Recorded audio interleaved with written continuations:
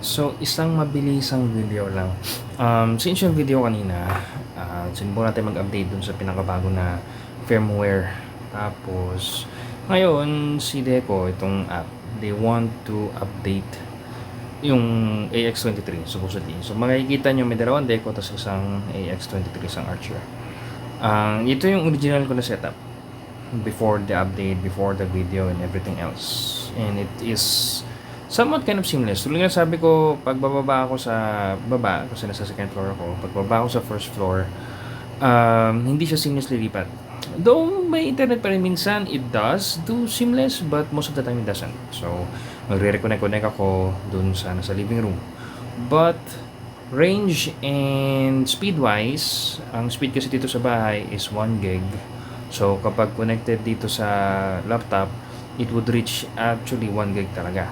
But, kasi naka-connect ako via Ethernet cable. Pero pag sa phone, it would reach mga nasa 500, 300, or minsan 100, or minsan 50. Kasi nga, dalawa yung Deco dito, tapos mag-aagawan sila ng signal. That's the problem with the mesh. Pag masyadong dikit yung isang node o yung isang router sa isa, medyo mag-aagawan sila ng signal. In which is the reason or the technology na gustong baguhin ni Wi-Fi 8. Diba? That's why excited ako para sa Wi-Fi 8 if it would work correctly. We should not be hyped by any new technology. So, if Wi-Fi 8 works, then that would be good. Kaya nga hindi pa rin ako bumibili ng Wi-Fi 7 na setup kasi I am really waiting for the Wi-Fi 8. And then eventually, pag yun ang mababago natin and mas malakas yung throughput niya or mas malakas din yung range niya, then that would be great. Kasi hindi na magiging problem yung may mga magkakatabi na node. The thing is, so okay, sige, trinay ko kanina. Nung wala yung nasa living room, yung bedroom na node is nilagay ko sa living room. So, dalawang Deco lang, walang Archer. Wala akong problema sa loob ng bahay. Okay?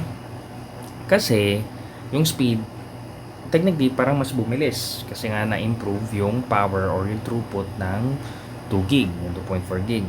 Though, ang problem is, it only works from Deco to Deco. In other words, okay, malakas siya, okay, mabilis siya, pero signal wise, kasi nga hindi siya physical antenna, hindi mo siya mamumove, hindi siya ganun kalakas. So, ang ano lang ni mesh router is yung signal niya, yung range niya, as hindi kasi lakas ni standalone. Pero ang throughput niya, bigay niya na speed sa'yo, malakas. Basta nandun ka lang sa room.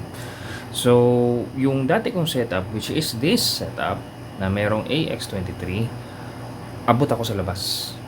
Okay, yes, mas mabagal siya, pero abot ako sa labas. Pag nasa baba, nasa hundreds lang, tapos pag nandun ako sa may labas, nasa 20s.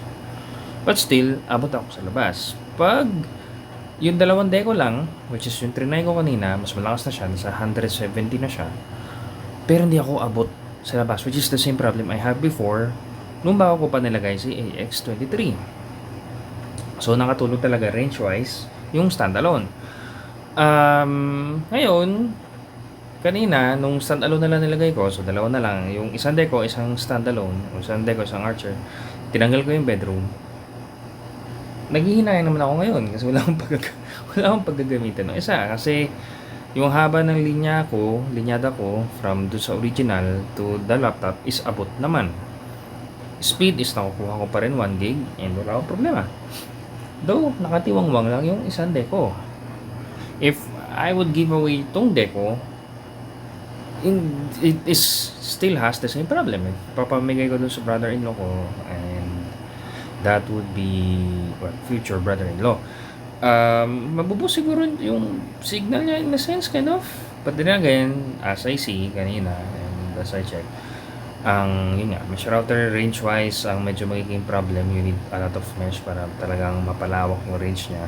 Pero on its own, hindi niya kaya yung range. Pero speed-wise, or lakas talaga na speed na maibibigay niya, kaya naman niya. Okay? Mas malakas yung bigay na speed ni mesh kesa sa on my experience kanina. No, so what I did, wala na, bitel ko na lang din ulit. From dati kong getup. So, from that sense, to answer the question of yung kanina tanong doon sa isa ko pang video kanina, yes, it's supposed to still connect. Supposedly, kasi naayos na nila kasi yung dati, nung hindi pa ako nag-update last year and even noong January. sabi nga daw magkaka-problem sa AC mesh. Pero ngayon, wala naman problem. Okay pa rin naman, as is pa rin naman. Mas lumakas lang si 2.4 gig or 2.4 gigahertz na band ni Deco on itself. Yun lang naman. Nothing changed. Tapos nagkaroon na ng mga traffic. Mga, atawag ito yan, nagkaroon na ng traffic control na feature.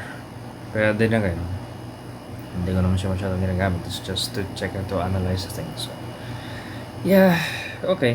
I said it would be quick, pero I think mas tumagal siya. 5 minutes. Pero, yun. Okay. Back to original setup. Yun pa rin naman. Deco. Papunta ang linyada dito sa Deco sa kwarto. Papunta sa laptop. Tapos, so, Deco 1, LAN, papuntang Deco 2, Deco 2 LAN, papuntang laptop, tapos sa baba, wireless connection lang, wireless backhaul from Deco 1 to AX23. So, yun lang.